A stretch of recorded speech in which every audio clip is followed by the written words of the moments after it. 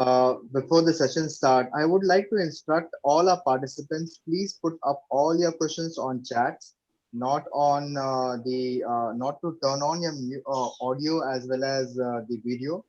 Let Paul lead the session, and post that we have a Q&A. Every Q&A will be answered. Shubham will be the guiding path for you all. Paul, it would be great if you could share your screen or also your video to be turned on. Let the participants see you as well. Thank Yeah, you. okay. Perfect. Thank you very much. Let me share the screen. Okay, do you guys see the screen? Yes, we can. Okay, perfect. Thank you. Thank you for the introduction. Nice to meet you, and I hope you have a great lunch. Like it's said, I'm Paul Adrien Menez. I'm the CEO and co-founder of Zero Gashi. It's a smart way in English. Sorry? Excuse me, sir. Sir, it would be great if you could turn on your camera as well, sir. Oh yeah, of course. Just.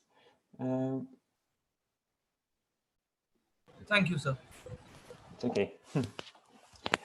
So yeah, I got a diploma in computer sciences from an engineering school. I also did applied mathematics in bachelor degree as an external candidate, but I had to quit everything to start this company. So today we are 46 collaborators. 1/3 of them are on R&D. We are making data science for 2 years now with a huge sets of data we collected from previous years.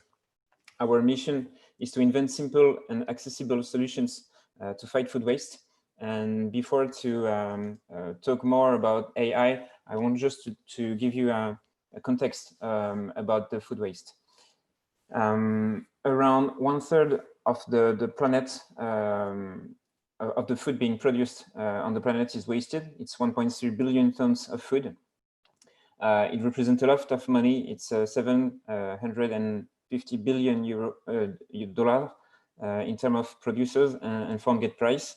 And if we just only take the retail sector, the food retail sector, it's 65 million tons a year. So said on another way, 1/3 of the product being produced is wasted. And on the other hand, we have 800 million people in need. And that's why we decided to start Zero Gashi to avoid food waste. So if we dig a little bit more on the retail industry, you have to know that a supermarket wastes as much as it earns every year. That means that around 1.3% of their revenue is thrown away, and they only make 1% of net income. So if they have a proper food waste management system, they could double the net income. And that's what we achieved to do with our retail supermarkets. How to food waste, how to do a proper food waste management in the retail industry. We worked out a process called IDE, E for information, decision, and execution. So basically, that the 3 steps that supermarkets have to do in order to reduce food waste. First, information. They have to detect which products are approaching their expiry date. Once they know what to rescue, they have to take a decision about what's the best output to make profit out of it. And once they made the decision, they have rescue channels. There is 3 major rescue channels. The first one is called the markdown sales. It's to put a bargain, a discount on a product in order to increase the sales. The other one is the donation for charities, because it's quite relevant in several countries because they have tax credit out of it. And the third one is the magic boxes. Magic boxes is quite new, actually, in Europe. It's an app, a smartphone app. So a consumer can buy online a magic box. It's 70% off. He actually doesn't know what's inside the box, but it's only perishable products approaching their expiry date, and they have to go to the supermarkets and take this box. So the deeper you go on the rescue channel, the less profitable it is. It's important to note that. And at Zorogashi, we decided to take a long innovation road in order to help them during the whole process. Our North Star is quite simple. This is the rate, the way the food waste reduction is measured. It's the revalorization over global unsold food. And when we decompose that equation, it's the markdown sales plus the donation over the global unsold food. So if we want to reduce food waste, we have to increase this rate. So mathematically, if we increase the markdown sales and if we increase the donation, we also increase the rate. And if we reduce the global unsold food, we also increase the rate. So that makes 3 adjustment variables: the markdown sales, the food donation, and the global unsold products. We started 8 years ago. First, we built a website so the consumers could locate products approaching their expiry date that has been marked down to increase the sales. The next year, we decided to develop mobile apps so the consumers can locate it from anywhere. And we actually increased the food waste management by 50% just with the B2C applications. But we detected that even if the supermarkets increased his resale ratio on discounted products, he didn't have time to actually mark down every product because it was time consuming and really complicated. So we invented a solution to label the new products. It's a printer paired with barcode readers and an app embedded in the barcode readers. And when the supermarket have a product approaching its expiry date, just have to scan it and automatically it will print a new label with all the information the consumers need to have in order to make a decision about buying this product. That's what 6 years ago. Then we decided to give them reports, analysis about almost everything we had in mind. Actually, before our smart labeling solution, they didn't have any information about their food waste management policy. They didn't count every discount they put. They couldn't trace the sales, anything. So with our smart labeling solution, we enable them to know everything which is printed, which is marked down, and everything that's sold. So we can have a ratio like the resale ratio or the resale over the global unsold food ratio and everything. So we give them this information in order to help them improve themselves. The next year, we decided to make a co-competition partnership with our previous biggest competitor. They were working on the second rescue channel, the food for donation. And we decided to help them to grow bigger, and they decided to do so because as a supermarkets, you can't sell everything at a lower price. You can't either donate everything because some products are restricted by the regulators, like for example, alcohol or cream-based dairy. So it's quite complicated to donate everything. And we wanted to give the best to the supermarket. So we decided to bring the 2 best and leader actor to help them doing the 2 rescue channel in parallel.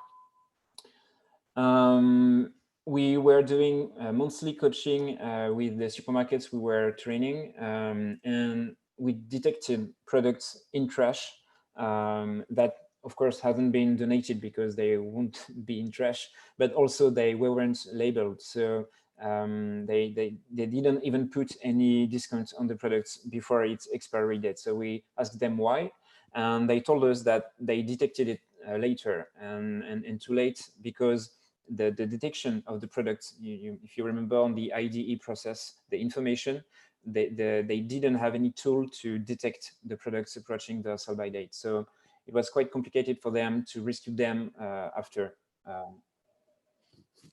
the detection. So we decided to build another application called EasyTurn, which is an app that guides employees on the aisle of the supermarkets to detect products, and they save time. It's more secured, and everything is detected by time, so we can help them to rescue the products afterward.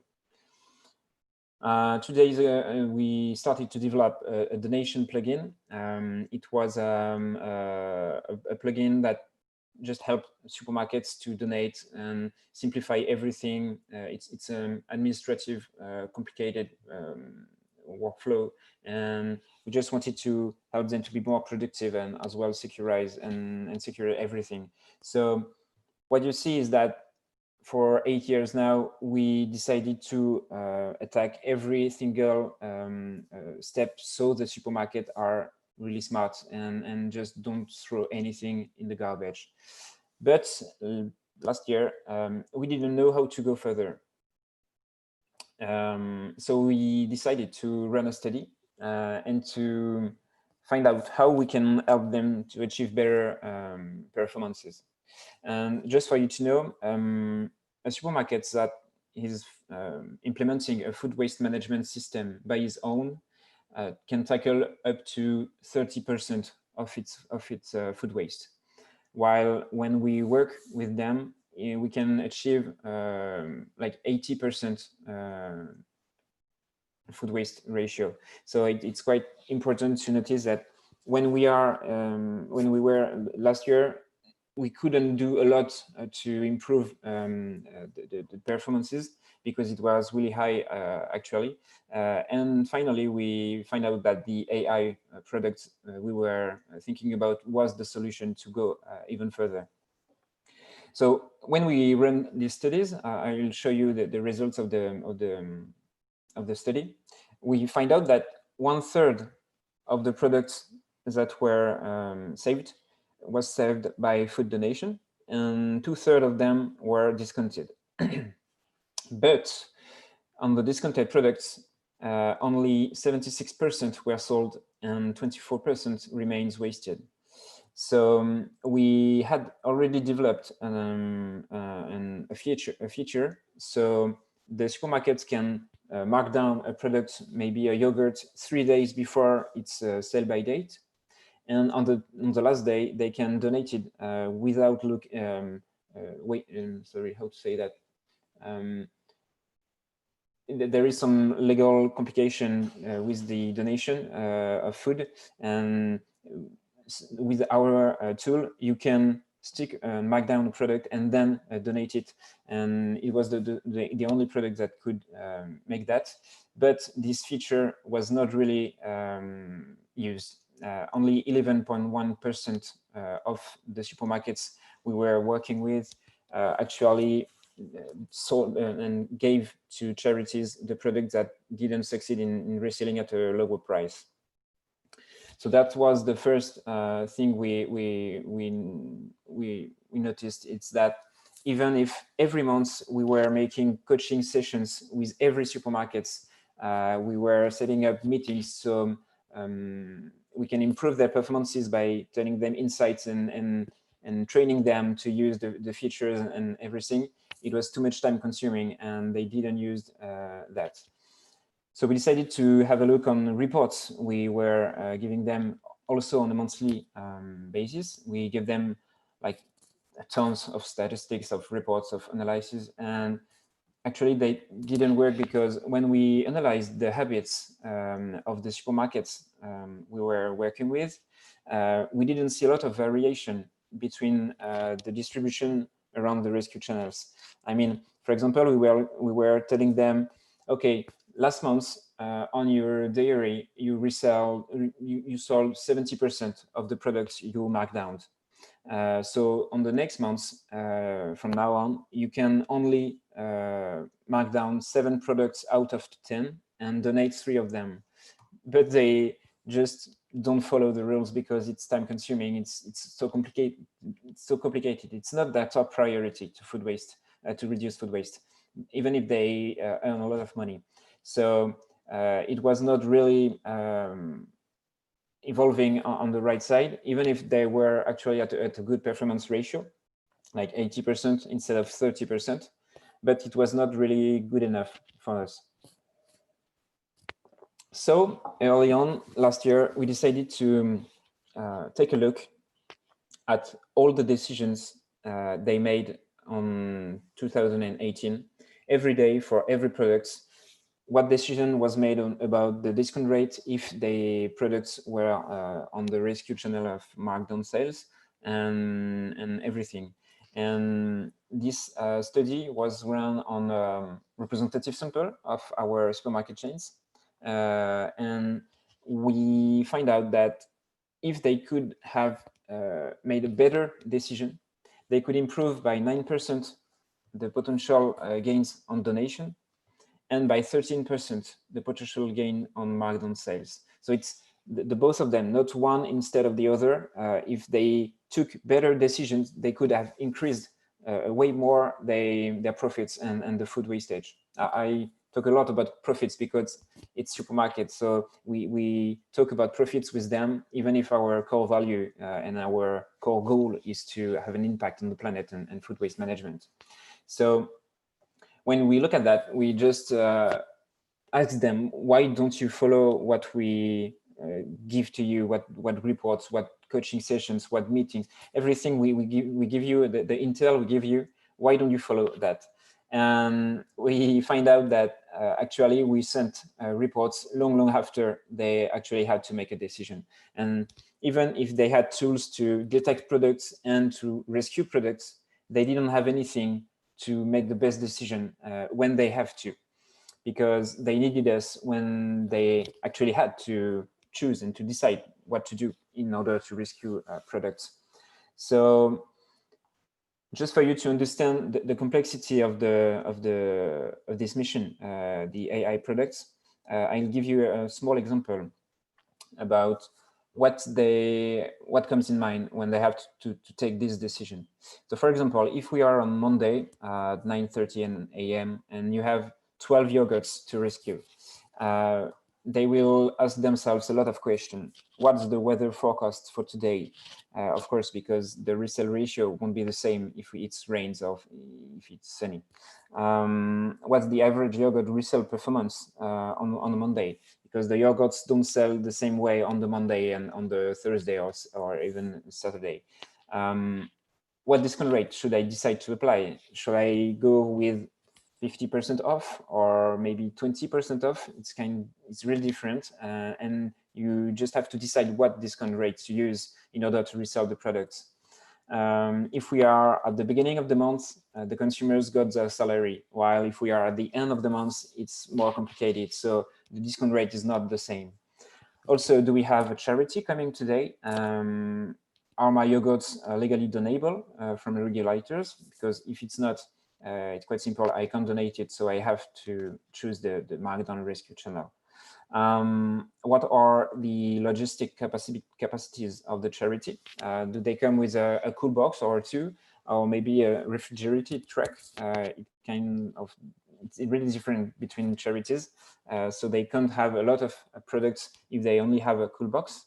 But also they need to have a small amount of products, but big enough to make the pickup profitable. Because if we don't give them enough products, they won't come back tomorrow. And if they won't come back tomorrow, we lose a rescue channel. So we have to also take that in mind to take the decision. Of course, you have the product margins. If it's a high margin, it's more profitable to mark down it. If it's a small margin, it's more profitable to donate it. And they don't have all the margins of all the thousands of products they have in their shelves. So it's quite complicated. Also, we advise them to regroup all the markdown products in a corner on the supermarket, but not to leave it on shelves and on the classic aisle, just because it could cannibalize the sales of the products. So if they have a corner which could which have only 2,200 empty space for products, it's really different than 1,000.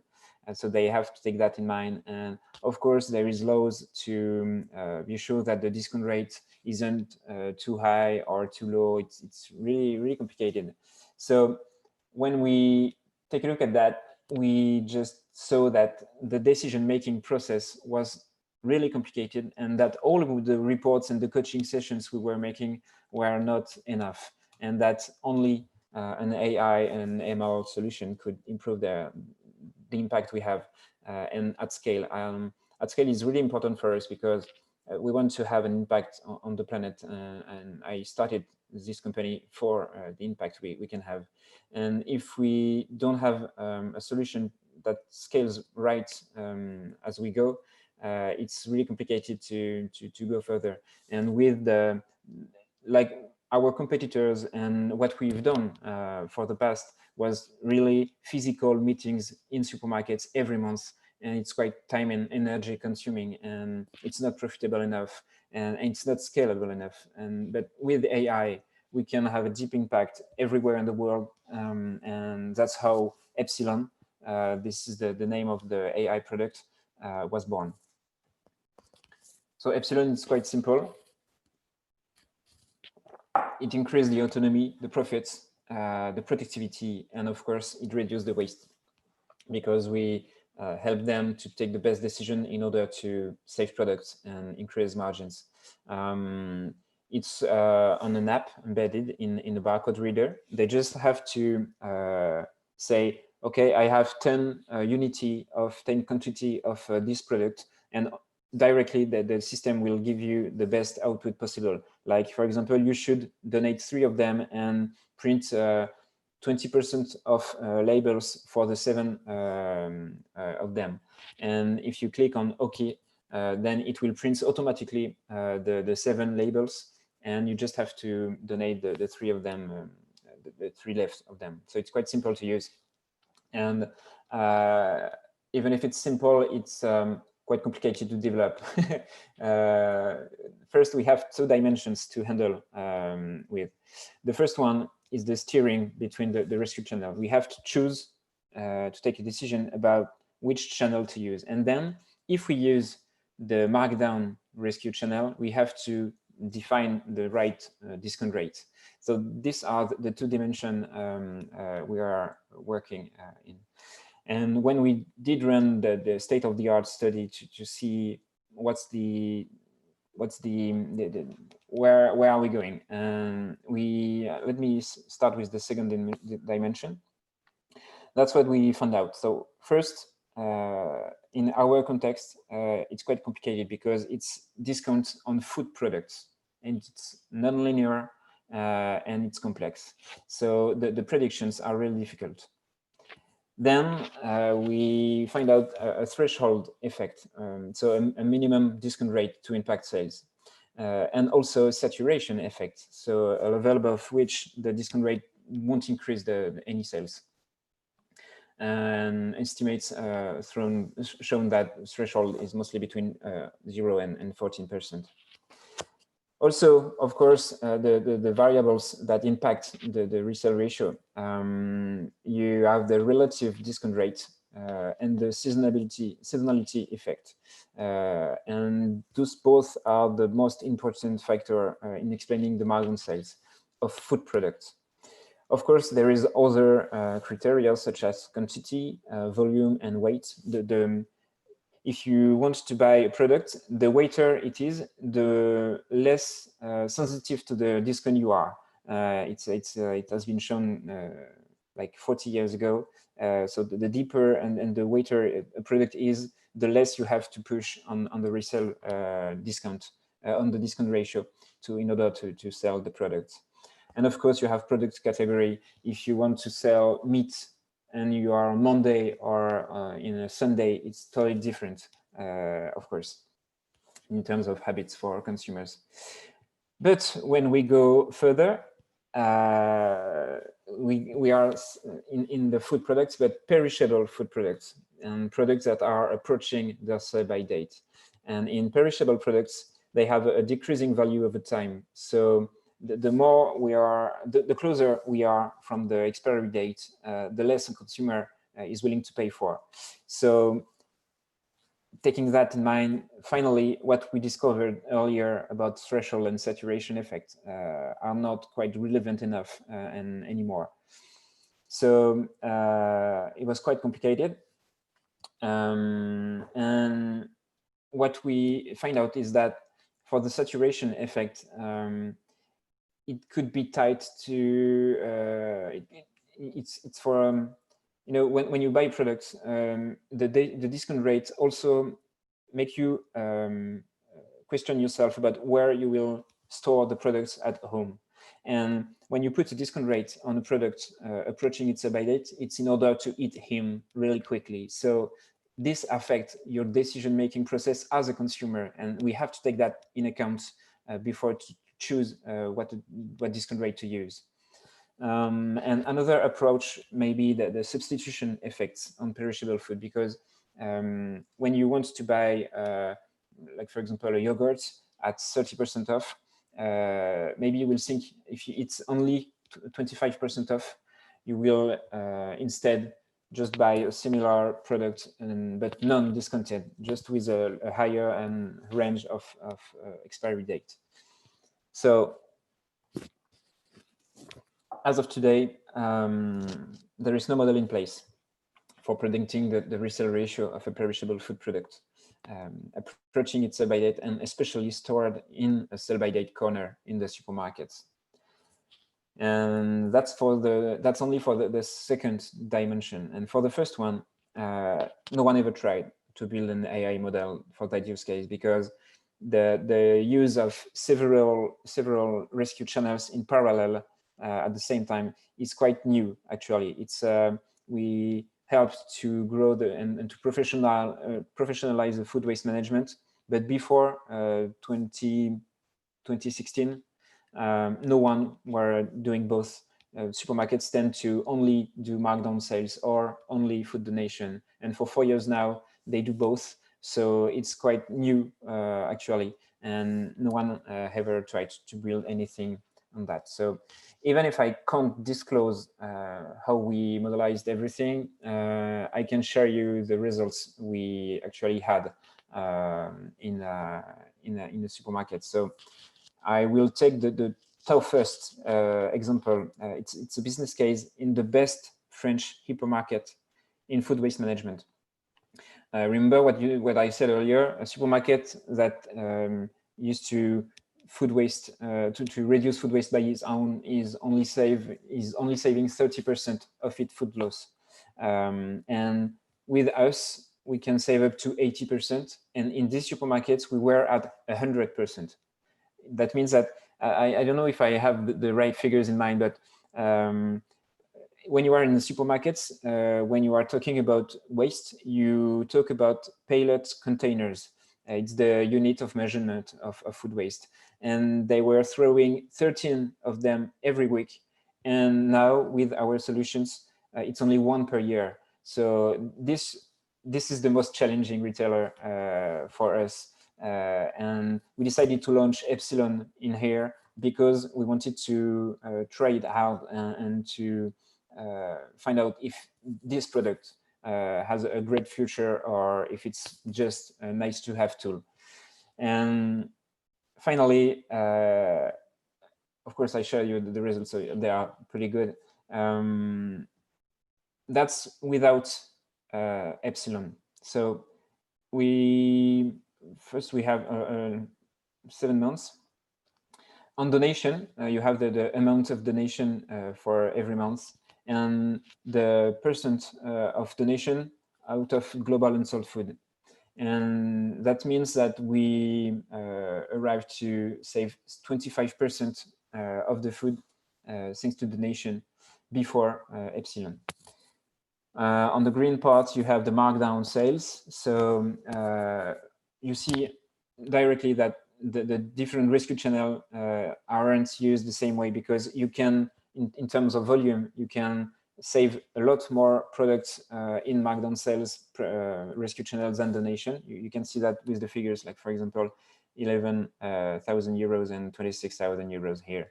And the ratio here is showing that on average, we ended up saving 47% of food without Epsilon. So when we launched Epsilon, the figures increased a lot with an average of 29% and 58%. So relatively, we increased by 17% their food waste management on the donation rescue channel, and by almost 25% on the markdown sales. So that's an example of how AI could tackle food waste. And I'm free for any question you could have regarding to what we developed and the problems we are facing. And of course, we are hiring good data scientists and researchers. And so feel free to write me an email. I'll give you everything if you want to help us to tackle food waste. Thanks a lot. That's great, Paul. We have one question for you. Yeah. For AI technologies, for what AI technologies you're using for developing this app? I think that the main you mean in terms of algorithm, or yeah, the algorithms or technologies for that you're using it. Yeah, we use different type of algorithm. I can't disclose everything, but of course, neural algorithm. We also have a small AI that can detect if a product could be donated by law, thanks to, if a product is not donable because of restriction policy and regulators. You just don't have to decide which rescue channel to in order to save this product because it's not donable. For that, we use simple genetic models, and for the weather forecasting, I can disclose a lot of things, but I acquired a company last year, which was working in the predictions and AI field for 3 years. And they modelized the weather forecasting with a meta data of 27 parameters. And so there is some AI models that helps the global AI powered Epsilon. Oh, that's great. Can you just tell me like few challenges that you were facing on the technology side, or while communicating with the retailers or the shopkeepers? Yeah. The first problem was that they don't know anything about AI. So when we decided to, I think I messed up with my screen sharing. Yeah, we can see your screen. Okay, just leave my email address here if you want to. So yeah, the two problems. The first one was that they don't know anything about AI. So we had to convince them that the decision they were making on a daily basis could be improved with AI. And the two first supermarket chains we discussed with just told us that they don't need anything because they were the smartest. And finally, when we convinced them to just give it a try, they find out that AI could really help them. And finally, the second problem was not on the decision-making person in the supermarket, the CEO of the supermarket, but from the employee of the supermarkets. Because when you bring an AI product to help them in a well-designed process, they, how to say that? It feels like that we are,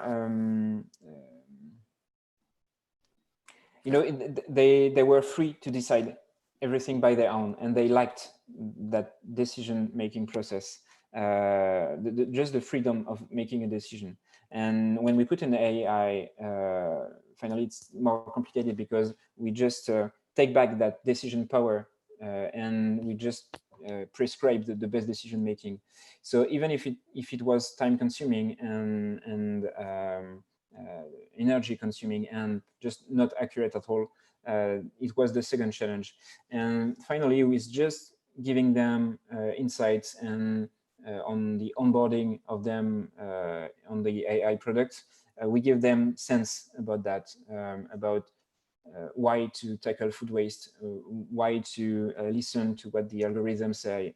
And at the end of the month, we give them figures about what they saved actually, and what could have been saved if they didn't listen to the algorithm. And finally, we find out that 89.9% of the employees are actually following every prescriptions we are making just automatically. They don't change anything. And so I think we quite, it's good for now on this part. That's great. We have a question from Aksh. How large is your team for doing data analysis, and how long did it take to implement the AI solution? Actually, we have two teams on R&D. The first one is researchers, and the other one is data acquisition. The Markdown products we sell, the easy turn, so the app to guide employee to detect products approaching their sell by date. Everything is so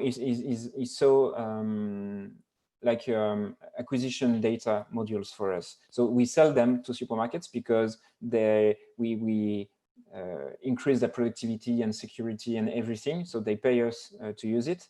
But for us, it's just a way to acquire data. So our researcher team just asks for a kind of data, and the developer engineers develop the modules or the features or the reports or anything or the API or whatever. So the researcher team get this data. On the engineering team, it's 10 people, and on the R&D team, it's 5. Okay. About the how long, it's kind of complicated because it's a living product, you know. We haven't finished yet. We are working, it's work in progress. To the first production of the algorithm, I think it took 2 years for the first version of the algorithm. The second version, we worked maybe 6 months more to actually make the second version. And the second version are the statistics I show you. Yeah, that's it. And it's not finished yet, hopefully. Okay. There is one more question from Mayank. How can blockchain be used in combining with AI to prevent food wastage? Good question. I think if you use blockchain to, like, for example, embed expiry date in the product or anything, you could detect way more easier the products and, of course, rescue them. So it's not relevant for the AI part, I think, just for the whole process of food waste management system. Another thing that blockchain can unlock is the on the donation part, for example. When you want to donate products, you have to print reports and achieved, I don't know if it's English, like keep it safe for 6 years, and then you have to bring other reports, tax credit reports to the government so they can give you money back. And I think with the blockchain, we could leverage something that everything is public because it's the public money, the government money on tax credit is public by nature. So when a supermarket is making donation, if all the food banks and the regulators and the supermarkets could write on a distributed ledger, I think it could be better, but I'm not sure they are ready for it yet. I mean, you have Carrefour, which are started to invest in the blockchain technology, but I'm not sure it's growing fast enough. I mean, yeah, I don't know. Okay, so currently there's one more question. We all know that this app is only right now is in Europe. So Amitabh is asking that when you're making this solution available in India. Yeah, actually, I traveled in India for 3 weeks, so I saw how it's working, and I think it's quite simple actually to deploy Epsilon everywhere, because today Epsilon is working on our Markdown module. You just give them the products you have to save, and it will print the best labels possible. And if you don't print a label and you have a product left, you just have to donate it. So it's quite simple. But we can also unplug Epsilon from our Markdown module to use it on just API on premise. And doing so, we can just ask and discuss with any supermarket chains like 7-Eleven, for example. And if they want to give it a try, it's not costly at all. We just have to develop the API so the product is getting the data and everything. I just think that we would maybe need, I think, six to 1 year of data, to 6 months to 1 year of data back to train and to be sure that the algorithm we have are relevant for the India market. So one more question for you, Adrian. In this situation of Corona, how Epsilon is helping the retailers or the supermarkets? Nice question, thank you. Actually, maybe I can share that for you. I don't know if it's in English, but I will comment. Sorry, how to do that? I will just stop the sharing and find that. Impact COVID.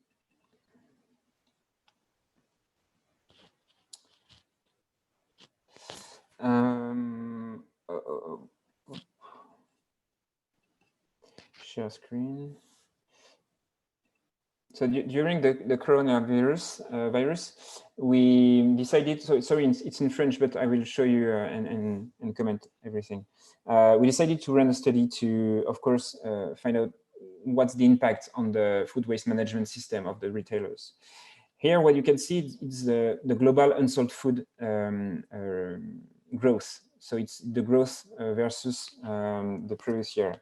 And you see that on February and March and April, you have a lower growth by 20 to 25% around the global unsold food. So we can't do anything about that. It's just because consumers were rushing on supermarkets to buy toilet papers and of course making huge stocks of food, and we couldn't do anything about that.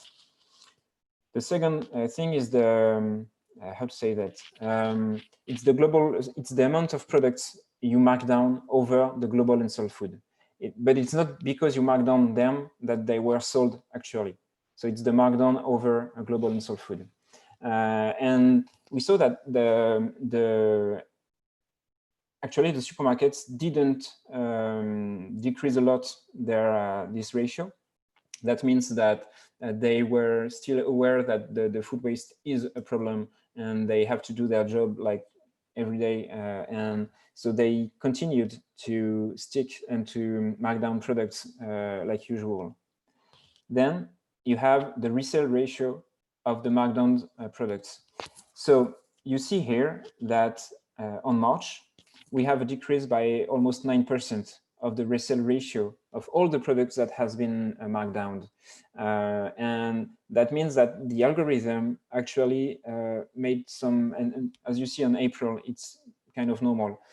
It's because the algorithm we weren't prepared enough, of course, for that kind of crisis we've been through, and we are still on it. So you see that there is an impact because on the first month, there is a negative impact, but on the next month, it's corrected and everything is doing fine. So with supermarkets that has epsilon, I think it helps them to take the best decision in order to increase and to maintain the resale ratio.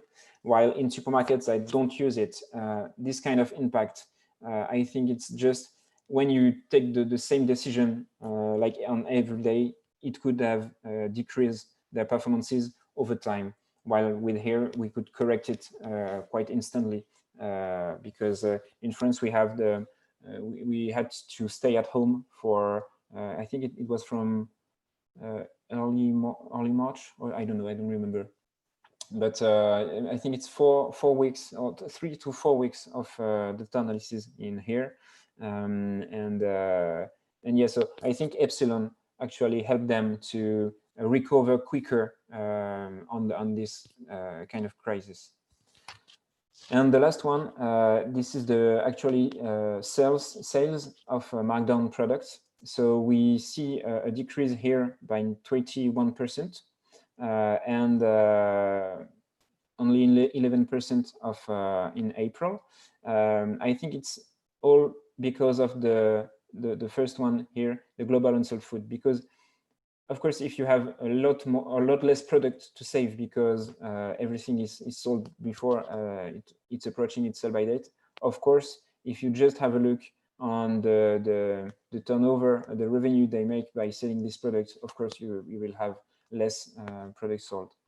I don't know if yes, that's all.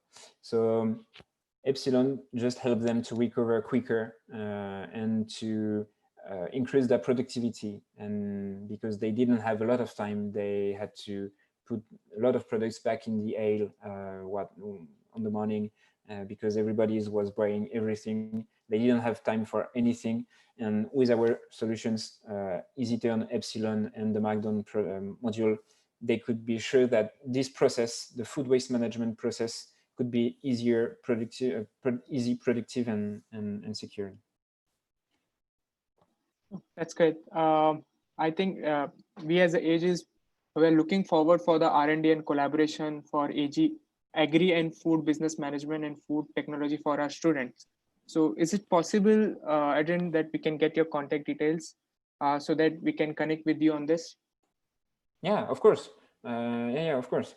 And we are now building a partnership with Eindhoven University Institute of Technology, which is the fourth biggest university in technology in Europe.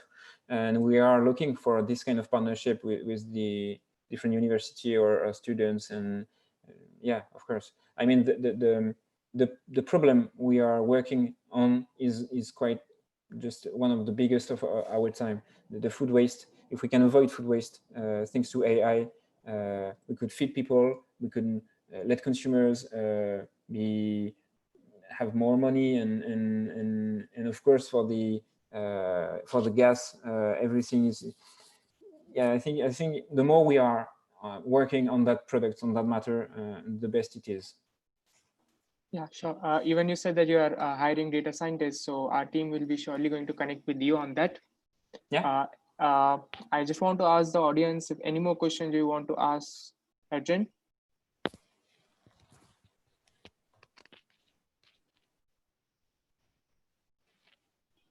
Adrian, Priyank is asking, can you please type your contact details so that they can connect you?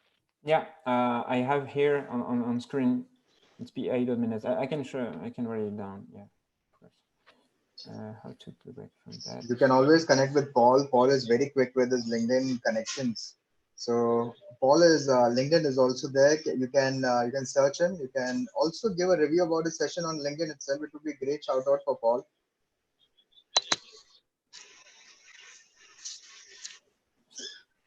Okay.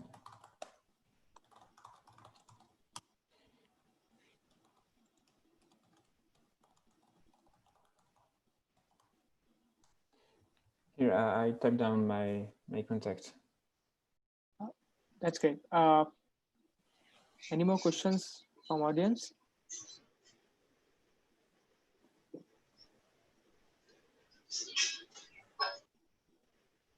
Shubham, do we have any questions? No, I don't think so. So Okay, thank you so much for this Thank you. wonderful session, sir. After hearing you and your ideas, I think more and more people will be implementing AI to resolve their social issues. And we are pleased to have you in this conference, and we thank you on behalf of Aegis for your valuable contribution.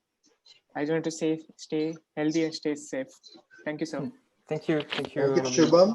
Thank you, Shubham, for moderating the panel. And Paul, thanks a lot. Your work is incredible, which is the reason we could find you and and glad you could accept our invite. Indeed, it is some of the greatest work which you have done. That's why you've been also highlighted by MIT as well. And would for I've heard someone say asking the question that whether you're going to start in India. We for sure look forward when you can start with your project in India, and hopefully we would help you to contribute there. Thanks a lot. Thank you, Thank Paul. you. Thank you for the invitation. Thank you. And thanks for the Thank questions. you. Have a great day. Same here. Bye. So we have next session by